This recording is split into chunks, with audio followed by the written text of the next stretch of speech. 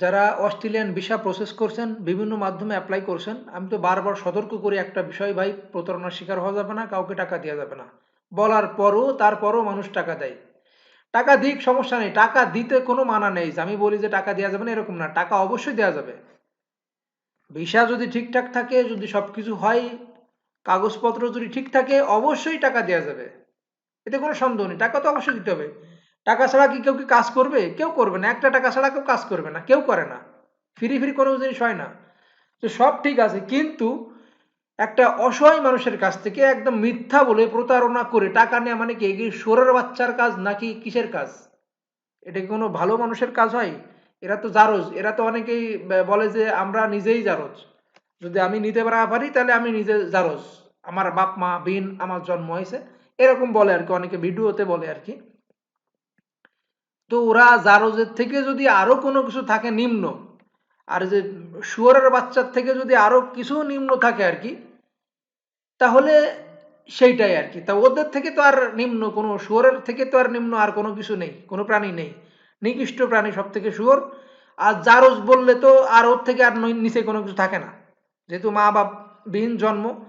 কিন্তু মানুষ তো লাগবে আর কি, মানুষেরই জন্ম হবে আর কি। তো একটা লোকের কাছ থেকে 5 লাখ টাকা নেওয়া, এটা মানে বিশাল ব্যাপার। Etihad medical centre limited, medical আপনি যেখান থেকে করেন কোনো সমস্যা নেই, কিন্তু ভুয়া ডকুমেন্ট দেখুন, দেখুন সব জাল পেপার, ঠিক আছে। আরটিএস, আরটিএস, আরটিএস বলে সব, আরটিএস জব অফার লেটার, ধান্দাবাজি, ঠিক আছে।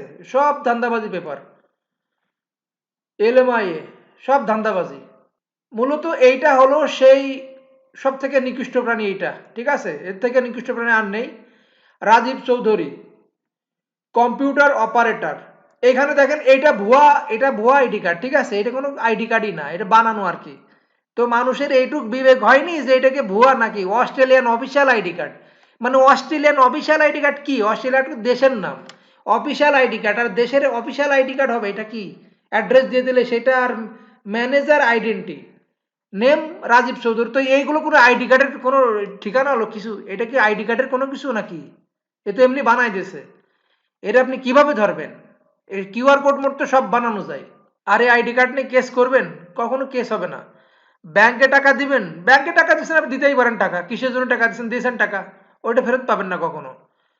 কিন্তু এইরকম নিকৃষ্ট মানুষের জন্য, এরকম নিকৃষ্ট মানুষ অনেকে আছে, প্রচুর পরিমাণ আছে, যারা বাটপারি করে খায়, ঠিক আছে। এদের মূলত কাজই হলো বাটপারি করা।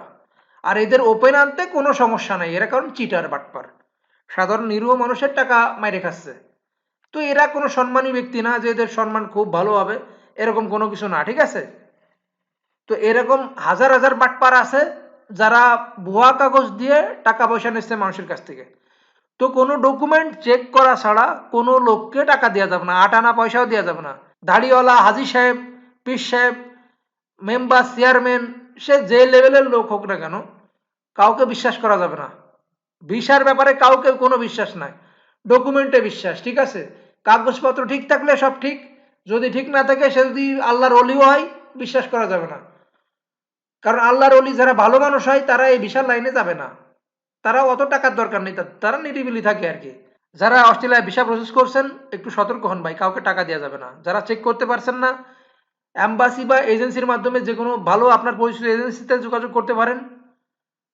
যদি খুঁজে না পান কোনো কিছু, আমাদের সাথে যোগাযোগ করতে পারেন, 0177363536 তবে আমরা চেক করতে ফি নিয়ে থাকি, ফ্রি ফ্রি হবে না কিন্তু।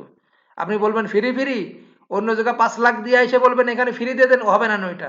খালি খালি দরকার নেই, ঠিক আছে। যারা চেক করতে পারছেন না, যোগাযোগ করতে পারেন, সঠিক ইনফরমেশন পাবেন ইনশাআল্লাহ। সবাই ভালো থাকবেন, আল্লাহ হাফিজ।